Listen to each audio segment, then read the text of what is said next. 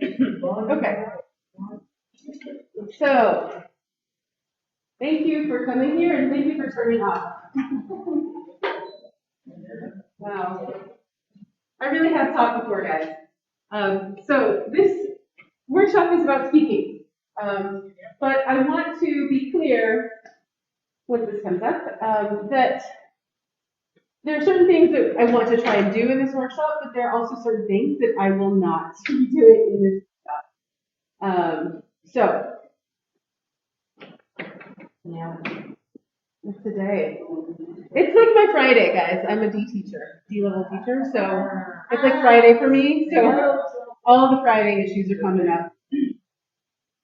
Normally I use this classroom.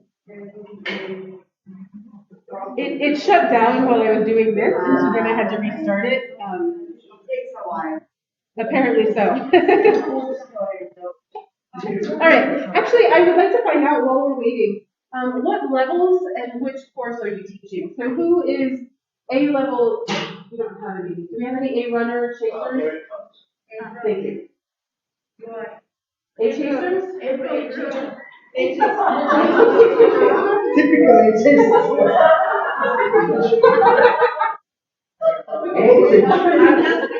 How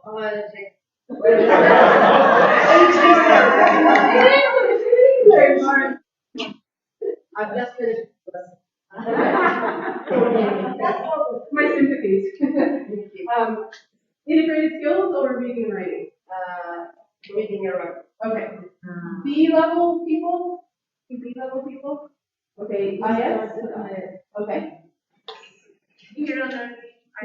Okay. C level. Who are C level folks? Okay. Who is integrated? C level integrated skills. Okay. C level reading and writing. Okay. And D level. Okay. D level integrated skills. Yes. Okay. And then D level reading and writing. Okay. I hope you were looking around because at some point I'm going to try and have you get together with your different groups to brainstorm together. So here we go. Thank you. What this workshop is and what it's not. First of all, why this workshop? So one of the reasons is that I've been having some trouble, I feel like, integrating speaking into my lessons. I'm D-level reading and writing, and you know, we have a lot of speaking materials that are provided to us by CMTU, but sometimes it's hard to mesh those with what we're doing from the book or from the other activities. And so I've found some different ways to try and hit the same goals, the same objectives, but maybe tie it a little more closely with what we're actually doing, you know, from our book and with our other content. And so I'm really coming at this from a reading and writing teacher perspective, but I hope that some of the materials and some of the things we talk about will also be helpful for integrated skills teachers. And that's also why I do want to spend some time at the end letting you share ideas with each other. The only time I've taught integrated skills was Module 1 of this year, which was completely online. So obviously now it's a lot different. So I'm actually going to rely on your expertise for some of that section. So I will share with you a few of the ideas that have worked for me, and just a few other ideas I've had as I'm looking at upcoming units, things that I think might work, or things that have maybe worked in a different context for me. And then, of course, like I said, an opportunity to brainstorm together and share ideas and best practices. Here's what it is not. I will not be sharing a magical solution for getting students to speak only in English. And it's not because I'm selfish and I want to keep this magical solution to myself.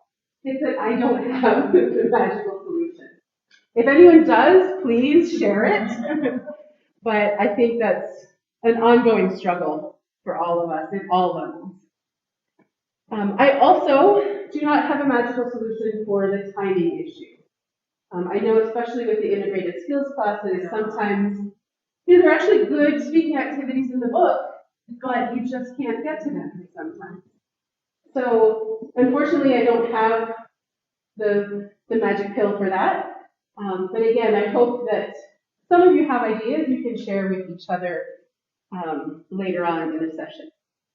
All right, so my first activity that I'm going to share with you actually came from one of our book activities, but I wanted to make it a little more interactive and a little more motivating for students. Instead of just having them sit in their desks and talk about it with the person sitting next to them, I wanted them to stand and be counted. So imagine that there's a spectrum from complete disagreement over here to complete agreement over here. All right? In a minute, I'm going to put up a statement, and I want you to stand along this spectrum, right? From complete disagreement to complete agreement. You can be anywhere in between, right? Maybe you agree a little bit, but not completely. Or you almost, that would be over there, or you almost completely agree, but not 100%, right? Like 50%, 75. And then I'm going to ask you to talk to the people around you, and I might call on some of you to explain why you're standing where you're standing. So, what will you do when I put the statement up on the board? Stand. Yeah. Stand somewhere on the spectrum from complete disagreement to complete agreement. All right. So these statements are not from our book, as you will be able to tell. So, statement number 1, my students are monsters. Good enough? I'm going to work this one up. Well, where does it start? Well, if there's not enough space, you can still. Okay, so it looks like most of you. You go that way. Complete agreement. All right, so most of you say you disagree. Yes. Can someone explain why you're standing disagree? Gupta. Well, they are absolutely not monsters. They're like angels. Oh. They just sit, listen to the lesson, answer my questions, they behave. So, Okay, great. I completely disagree. Thank you. Okay, Friday. I'm not sure, but what's the definition of a monster? Yeah. That's true. So, troublemakers, yeah. The ones who never do what you ask them to do is trouble. Yeah, okay. Anyone else? Yeah, well behaved. They're well behaved, great, okay. Responsible. All right, next one. Being back on campus is perfect. Okay,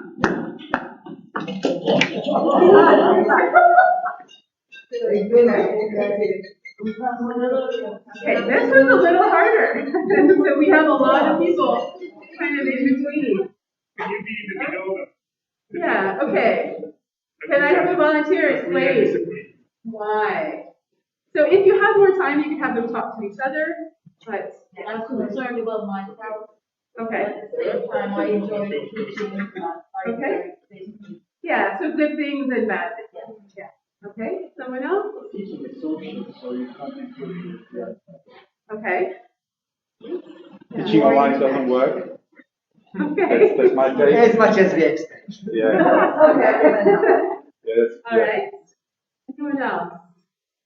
It's easier to teach face to face because then by looking at them, you can tell if they are following you or if there are problems. You can see what they're doing. They're not Excellent sleeping. point. They're not Yes. sleeping, yes. Yeah, that's a great point. All right. Last statement for this activity.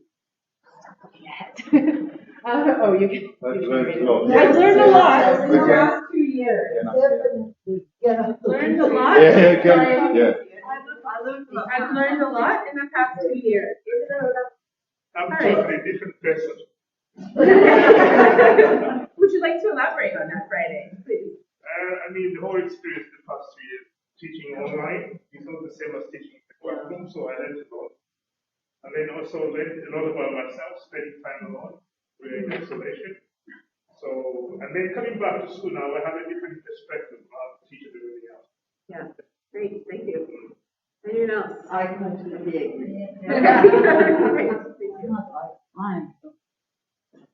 That's what they say, you know. I had to put that up on the board and X out and. Yeah.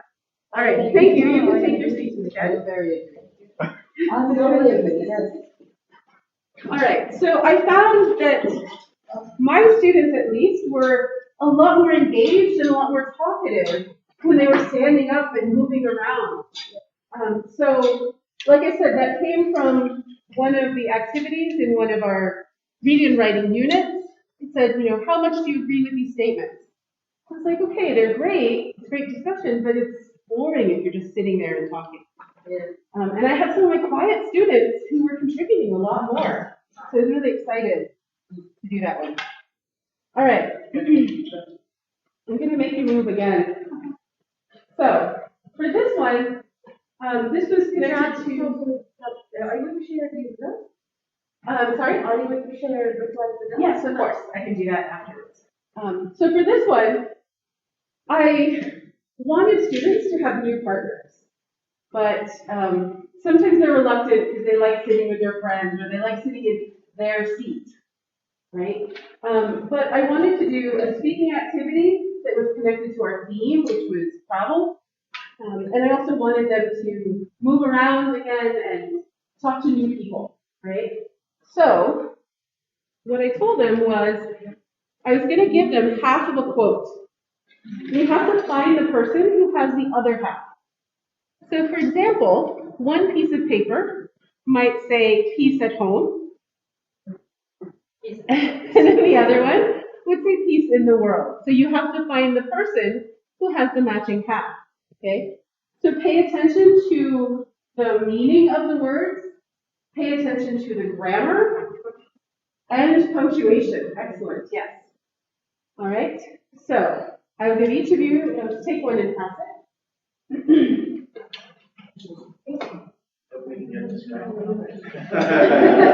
going to see how good your English is. That's not.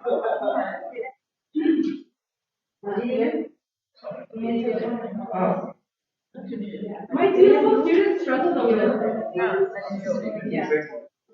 Yeah, so these are a little bit high level. So find quotes that are easier. The lower level. We're going to just regular sentences. Yeah. All right, so please stand up and try to find your partner. Better to see something once. Better to see something once. Better to see something.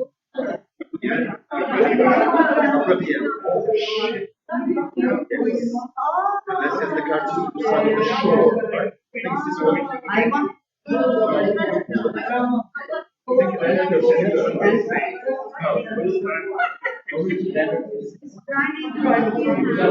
All right, okay.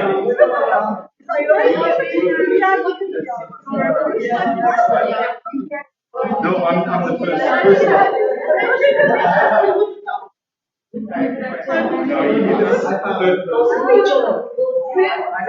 third person. Sit with your partners. Sit with your new partners.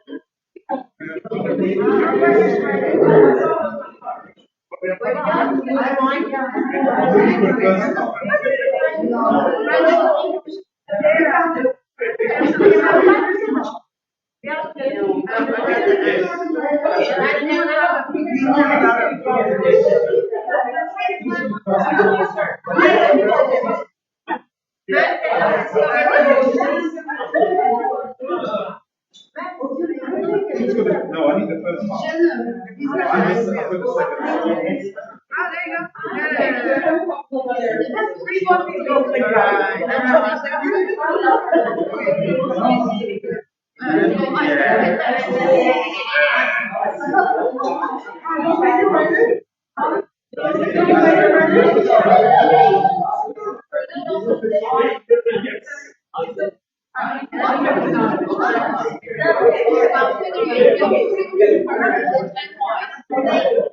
Who's your partner?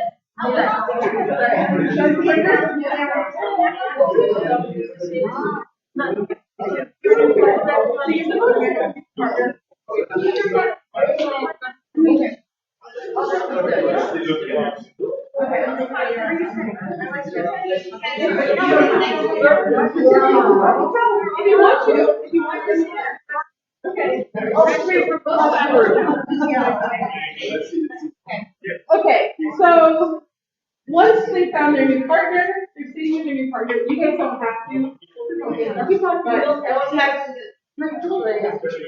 Just for the purposes of this workshop, I'm not going to meet the same partner. I know how much you like your Like the students. Exactly. So there are a lot of things you could do from this.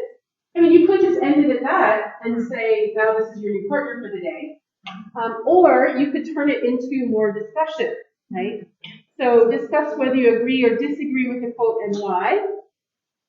This is also, I should show you. I posted all the quotes. You can't see that. So for my class, I wanted to turn it into a longer discussion. So I put all the quotes on the board, and I said, there are a couple here that we didn't use, but I said to them, talk about themes, right? Are there certain themes that are similar across more than one quote, right? So I think there are some that just blend each other, that kind of say the same thing using different words. So we don't have to go through the whole thing, but are there any that jump out to you that kind of match, mean the same thing? 2 and 3, yeah. 2 and 3, yeah. It's about going with things. Can you explain why? No. Very similar. One another. You need to experience it for yourself. Okay. Number Have one, one as experience. we experienced during the pandemic. Sorry, which Number one? one. Number 1, okay. There's another one that matches well. Okay, why? Well, that's Little and cute. Tony kills you, that's it. I agree. I don't know. Even if it's for Even a mine. do it. Yeah, you can say routine is monotony. Yeah. Right? Okay. They're like synonyms, right? Monotony, routine, okay. Are there any others? Yeah, he disagreed with the quote. Yeah. He said, Okay. which one was it? Better to see something once than to He hear about. said, sometimes you hear about a lot of important your imagination builds up certain images in your head. You go see it, you get let down based Okay. on whatever your imagination built up. Okay. Well, you have changed. Number two. Number 2. That's true, though, isn't it? Yeah. Some of these quotes are similar to others which are not there. For example, number 9. Is it number? Here, travel is the only thing that we buy. And number 6, it's like travel broadens the mind. Okay, good, yeah. Okay. So again, you could extend this if you have the time. I know IS teachers it's kind of difficult to do, but reading and writing teachers, if you want to get the students talking about a theme, this might be one way to do that. All right. You? Let's get back. All right. So, all right, should have advanced that already. Another activity that I tried with my students, and this actually worked pretty well. I know that one of the D level activities was your kind of role-playing doctors making a decision about who gets a heart transplant. Oh, I did that today. Yeah. How did your students? Oh, it was great. I really enjoyed it. I think they did. But then towards the end, it was like a 15-year-old French girl who's pregnant. Oh, and you can imagine what came afterwards. So debate is wrong. She's pregnant. She's 15. Yeah. She shouldn't be pregnant. She should die. Yeah. So And then going to it's a little bit harsh. Yeah. And I've heard from some other teachers that their students did not want to make decisions about who to kill. Yeah, right. So I found another activity that's a slight variation of when you think about what is the goal of that activity, right? It's negotiation. It's discussing something and coming to an agreement, coming to a decision, and that's actually something they're going to do on the pod, right? So here's a variation that's not as harsh and depressing. Okay, so you're stranded on a remote tropical island. And of course, I had to explain some of those words to my students, right? So here's the situation, right? It's too far to swim to safety. Boats rarely pass.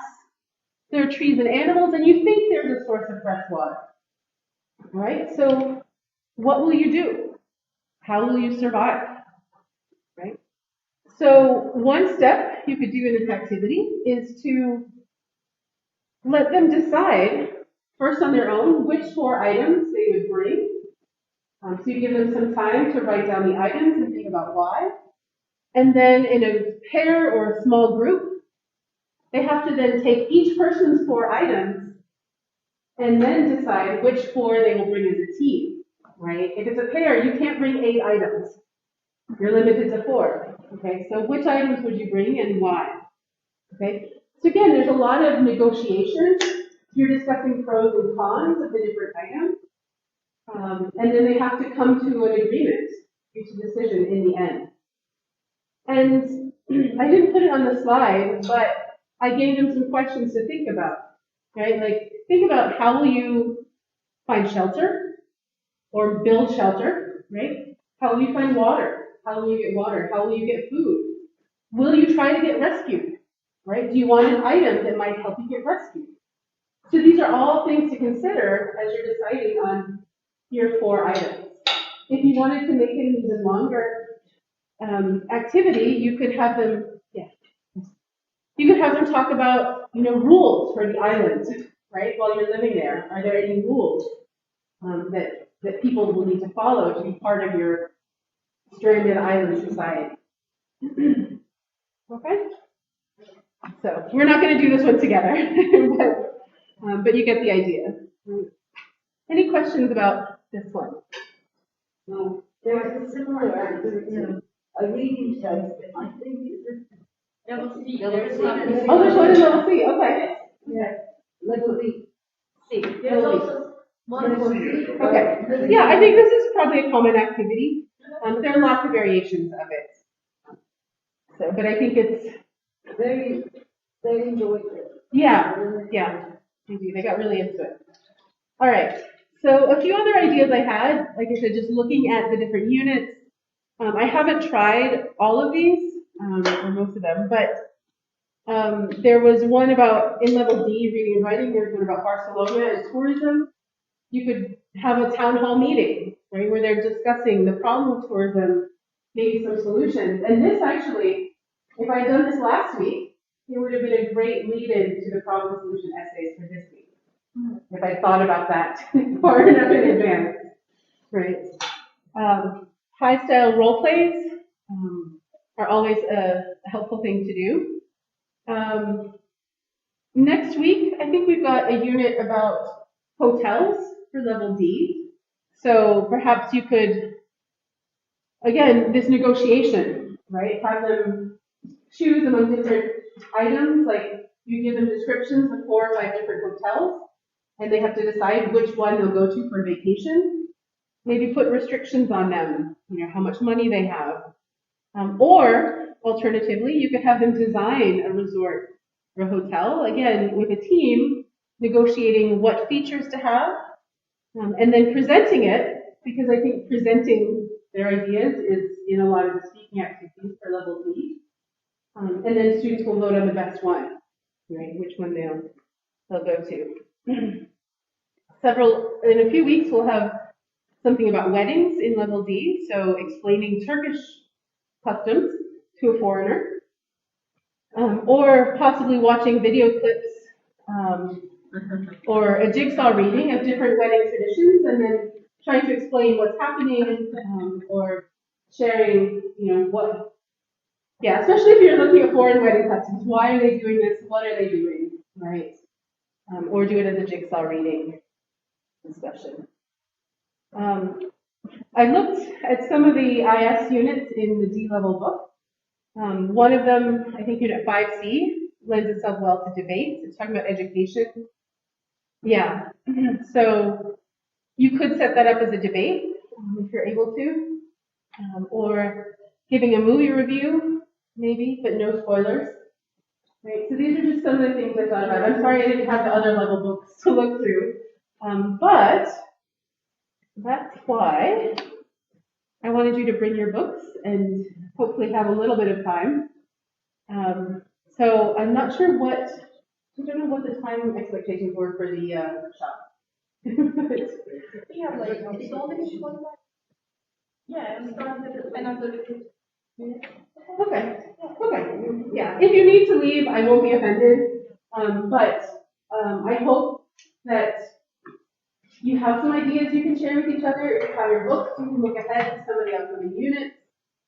So again, if you want to try and group yourselves by level or by topic. Sorry, Jen, did you say you're gonna email this? I can email this to you guys, yes. Okay, I would probably just gonna throw them away. It's a big.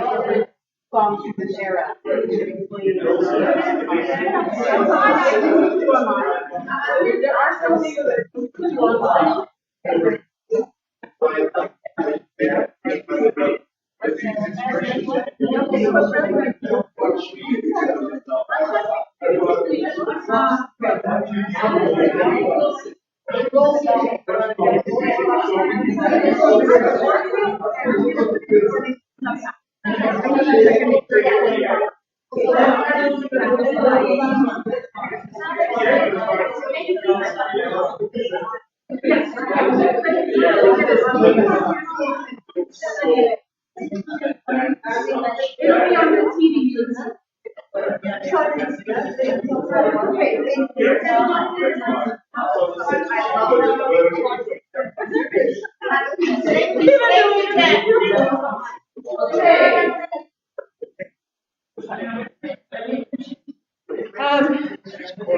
I would any questions, but do you guys have any ideas you want to share with each other?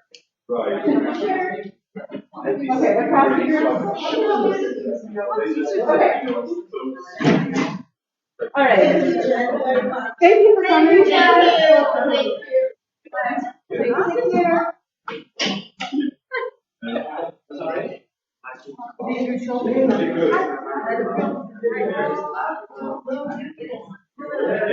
why. And not becoming Yeah. Brand loyal. What Brand. Oh, yeah. Thank you, Jasmine. You're welcome. Thanks for coming. Let me